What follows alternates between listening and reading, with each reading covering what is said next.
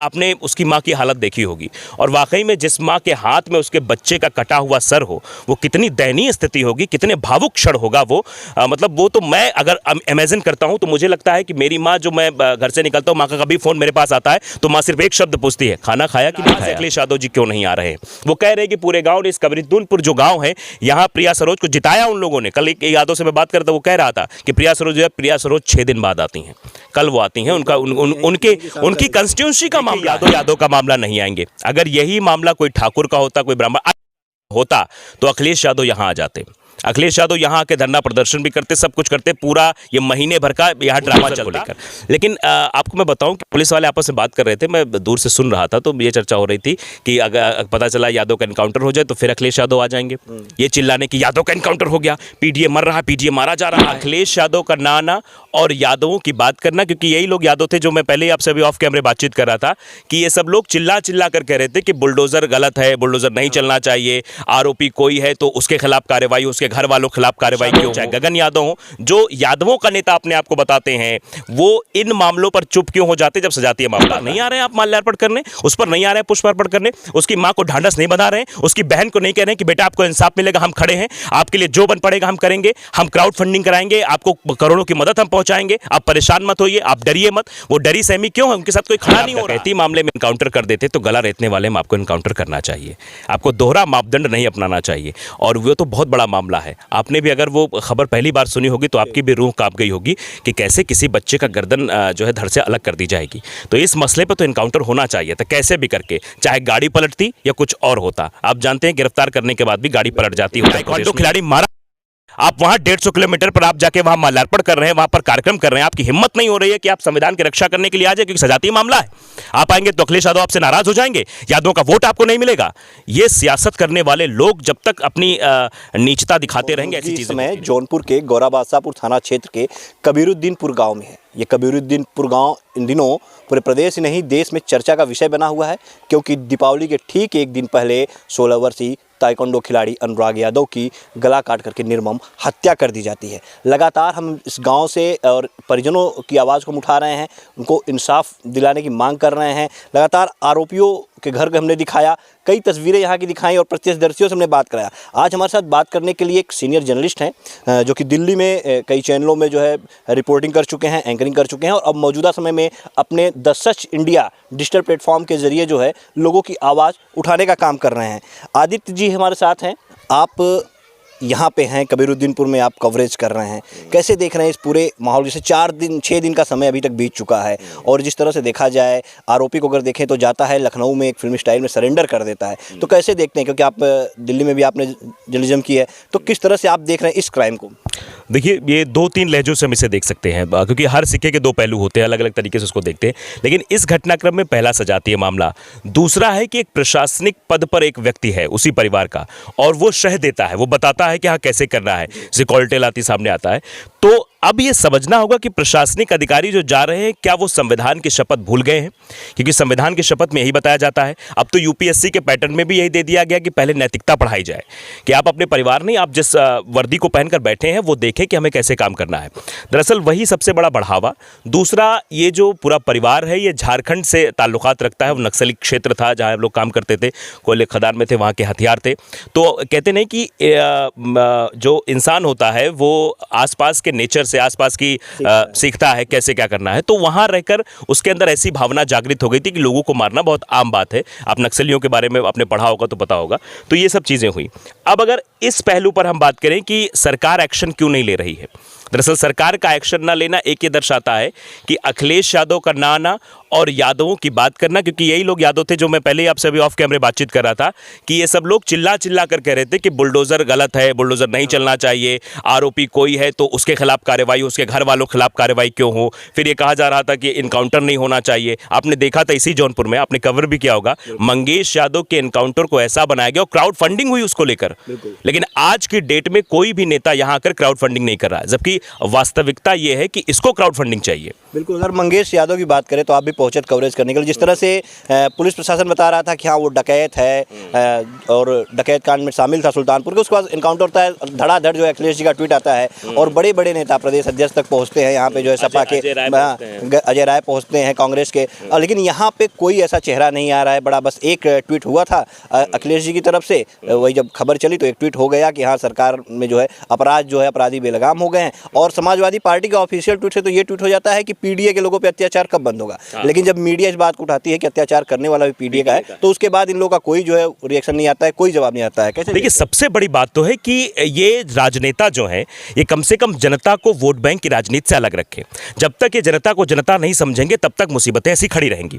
अब देखिए, यादव का मामला नहीं आएंगे। अगर यही मामला कोई ठाकुर का होता, कोई ब्राह्मण होता तो अखिलेश यादव यहां आ जाते।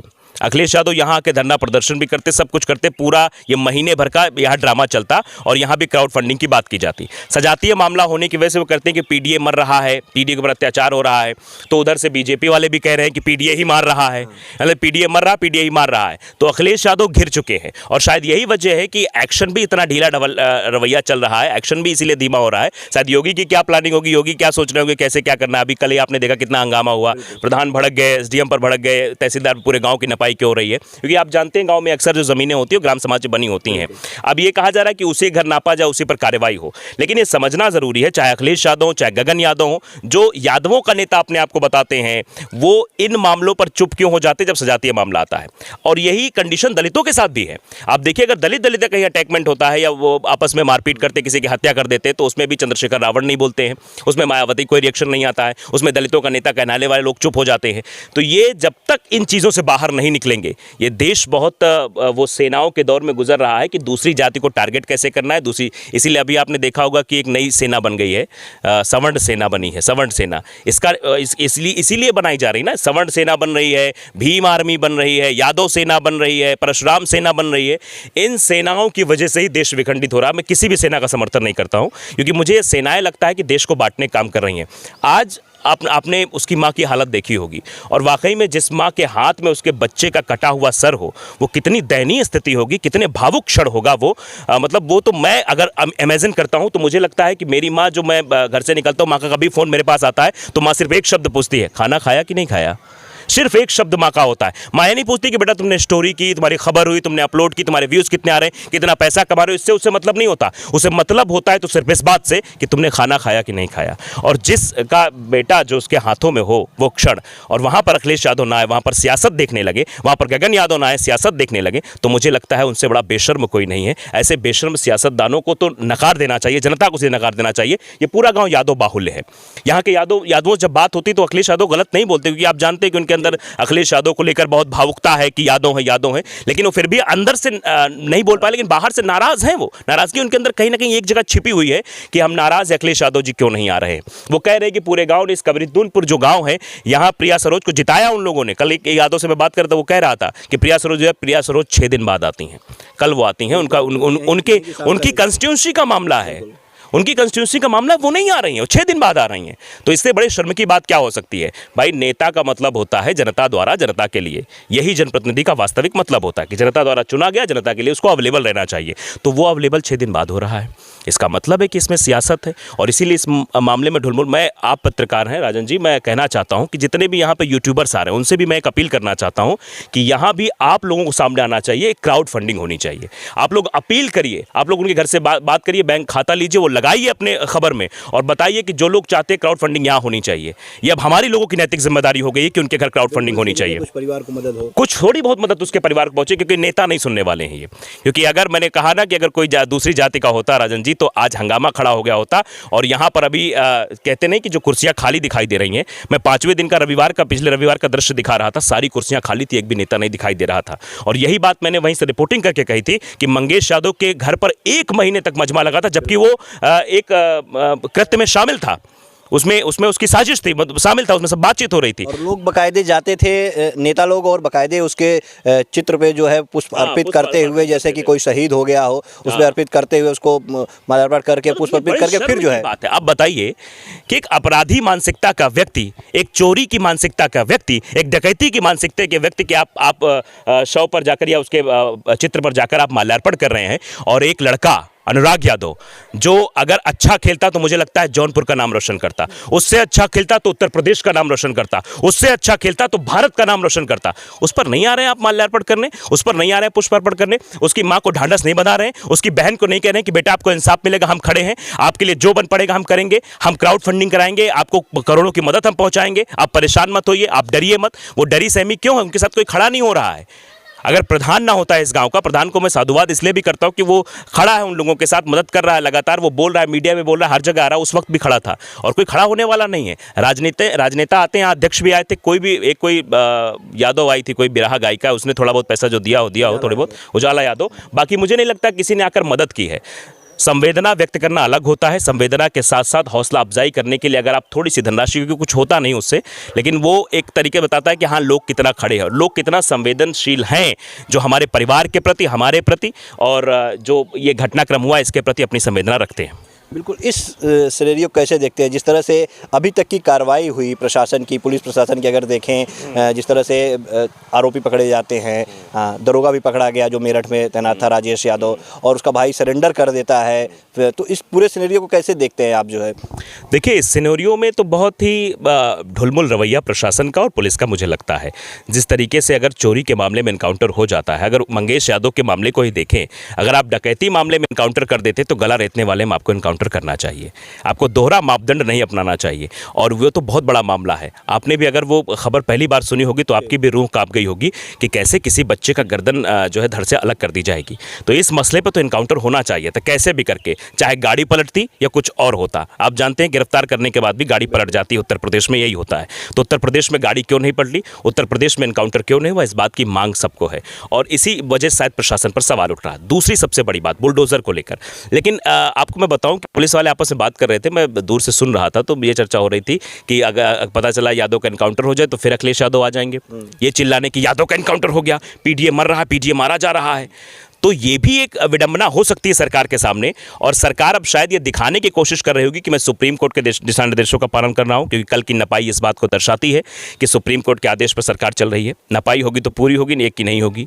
आरोपी के घर को नहीं गिराया जाएगा तो जितनी सरकारी जमीन होगी सबको गिराया जाएगा। इसी बात को लेकर प्रधान की तहसीलदार से नोकझोंक होती है, इसी बात को लेकर एसडीएम से नोकझोंक होती है कि सिर्फ आरोपी का घर नापा जाए, जबकि इसी बात को लेकर वकालत सुप्रीम कोर्ट में होती है कि आरोपी नहीं, अगर किसी घर गिरना है वो सरकारी जमीन पर बना है, तालाब पर बना है, वो सड़क पर बना है, तो सबका गिनना चाहिए, किसी एक का घर नहीं गिनना चाहिए, आरोपी घर नहीं गिनना चाहिए, आरोपी पर कार्रवाई होनी चाहिए। तो बताइए दोहरी चीजें दिखाई दे रही कि नहीं दिखाई दे रही जौनपुर में? तो निश्चित तौर पर यह माना जाए कि अगर ये सजाती न होते तो अब तक जो है अखिलेश यादव भी सक्रिय रहते और अब तक कहीं ना कहीं बड़ी कार्रवाई हो गई होती, आप भी ये मानते? मैं सबसे बड़ी बात राहुल गांधी से पूछना चाहता हूं। अखिलेश यादव से हमने सवाल कर लिया, अखिलेश यादव से भी मैंने, राहुल गांधी जो संविधान की बात करते हैं, ऐसे लहराते थे संविधान, आपने कई वीडियोज उनके देखे होंगे।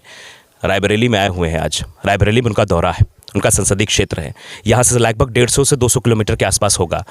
उनकी हिम्मत नहीं हो रही, क्या करे, खिलाड़ी को वो जाके वहाँ कराटे करते हैं, कसरत करते हैं। आपने देखा हो कई वीडियो कि मैं जूडो कराटे सीखा हूँ, मैं ये ताइक्वांडो रहा हूँ, ये फलाना रहा हूँ। अरे आप उसी कम्युनिटी का अपने आप को मानते तो आप में हिम्मत है कि आइए यहाँ पर एक ताइक्वांडो खिलाड़ी मारा, आप वहां 150 किलोमीटर पर आप जाके वहां माल्यार्पण कर रहे हैं, वहां पर कार्यक्रम कर रहे हैं। आपकी हिम्मत नहीं हो रही है कि आप संविधान की रक्षा करने के लिए आ जाए, क्योंकि सजातीय मामला है।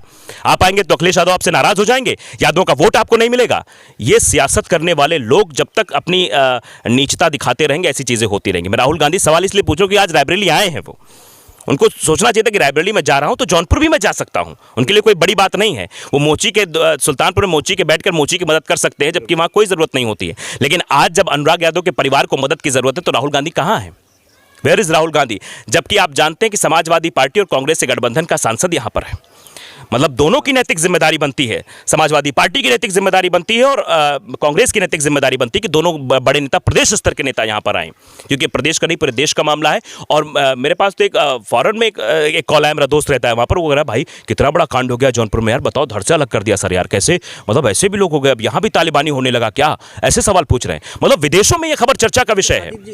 देखिए तालिबानी सजाओं के बारे में तो हमने मतलब जो उधर की खबरें रहती थी, इराक वहाँ खबरें की थी, लेकिन यहाँ ऐसी खबर कभी नहीं देखी थी कि ज़मीनी मामले को लेकर इस तरीके से लाठी डंडे की खबरें हमने देखी, पढ़ी भी हमने, लाठी डंडे से मारपीट हुई, बंदूक चल गई, के दौरान मौत हो जाए, हाँ वो गैर इरादतन हत्या हो जाए, 304 का मामला हो जाए, ये सब हमने देखा था। लेकिन कभी ये नहीं देखा कि इस मामले में किसी बच्चे की जबकि बच्चे को क्या समझ होती है। अब बताइए, वो अपना खिलाड़ी है, वो खिलाड़ी वो खेल में फोकस कर रहा है, उसको जमीन जाए तो पूछा जाए उसे ये खसरा खतौनी क्या होती है, उसे नहीं पता होगी। ये कितना गट्टा तुम्हारा है कि कौन सा नहीं पता होगा, क्योंकि वकील साहब उसका बड़ा चचेरा भाई वही सब देख रहा था, उसको जानकारी नहीं, उसको बेवजह मार दिया। आप समझिए, ऐसी घटना मैंने नहीं देखी थी और ये बेहद शर्मसार है और ये बहुत व्यथित करने वाली बात है कि राजनेता इस पर चुप्पी साध जाते हैं, क्योंकि उनकी विपक्ष में है ना आप, विपक्ष की नैतिक जिम्मेदारी बनती है सत्ता सवाल पूछने की। हमारी तो बनती है, हम तो पूछ रहे हैं सवाल कि आखिरकार कार्रवाई क्यों नहीं हो रही। पुलिस से जवाब दे रही, प्रशासन जवाब दे रहा है कि हम अपने स्तर से कार्रवाई कर रहे हैं, लेकिन विपक्ष की ये जिम्मेदारी ज़्यादा है, ज़्यादा बढ़ जाती कि ऐसे मसलों पर वो खड़े हों, आए यहीं पर बैठे राहुल गांधी संविधान की पुस्तक यहाँ भी लहराएं, बताएं कि हम सब एक हैं, संविधान में सबको एकता का अधिकार दिया गया है, तो वो अनुराग यादव भी एक है और वो मंगेश यादव भी उसी में है, सब उसी में आप लेकर चलिए। मंगेश यादव के लिए अलग ट्रीटमेंट और अनुराग यादव के लिए अलग ट्रीटमेंट, ये देश बर्दाश्त नहीं करेगा।